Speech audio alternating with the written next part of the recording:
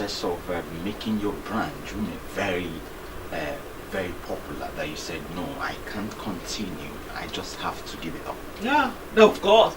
Manufacturing in that line is not for the... a particular story that you will never forget. I will tell you that. At the point in time that, I think I am done with this shit. Yeah. When I said it's time now for consulting, it's time now for ICLED. Yeah, I was dressing up one day and somebody said, Jimmy, turn on your TV, cut on your TV. I said, what? What's going on? The Twin Towers were falling. And you're going to say, what's the Twin Tower falling, 9/11, got to do with me?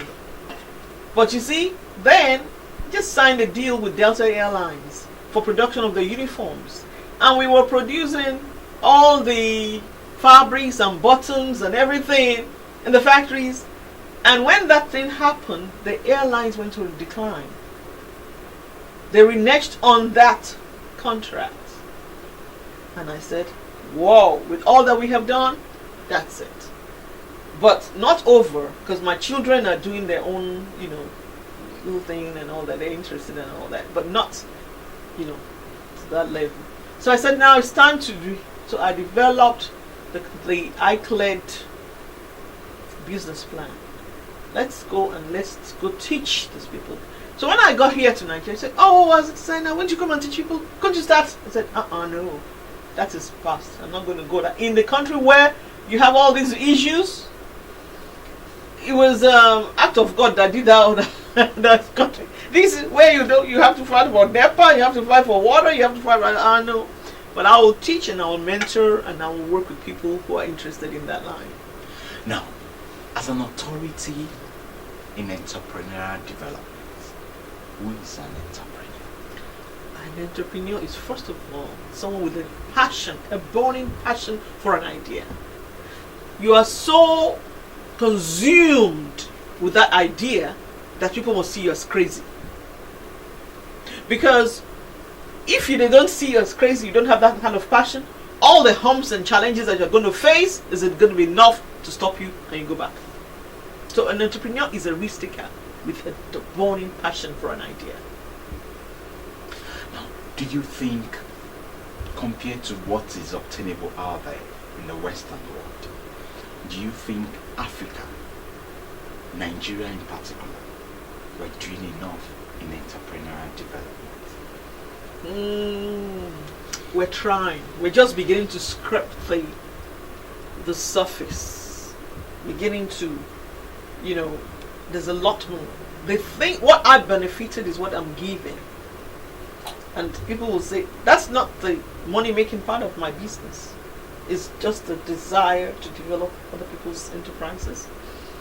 You see, the way the SBA is structured in the US is such that if you just have to have an idea. You have an idea, all the infrastructure, all the things necessary that made me a success in that line are all there. And they're not stopping now. They've been doing this over 50 years ago. They're not stopping.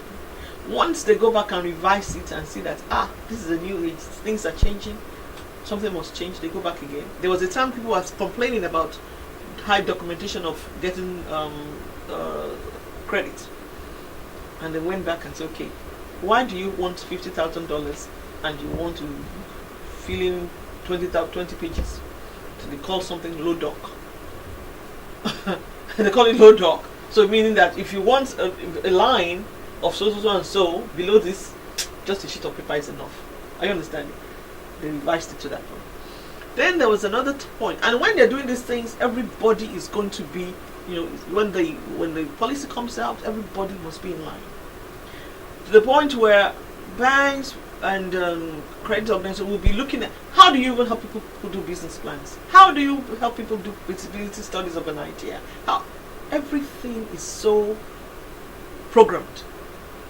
So here we are just scraping the surface of it. And then our entrepreneurs do have an issue. They just want the money, they just want the loan. They don't want to do the needful, to get there. I could remember all the hours I spent in some office monthly or particularly 2 days a week meetings.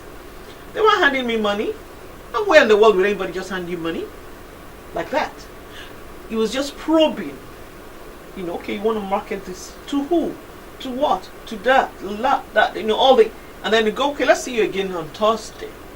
By the time, and then the Nigerian entrepreneur, most of the time, when they come on Tuesday and you're not talking about money, they're looking at you like, wait a minute, I'm just wasting my time. But all this time, all those meetings, what did it do for me? It kept all the questions I didn't want to answer. I was able to go and think about. I would go to the libraries and I learned everything in fashion. All how you describe the lines, how you talk about the different fabrics. If I sat in front of a buyer, before you know that it was not I was not raised as a little girl in that line, you couldn't fault.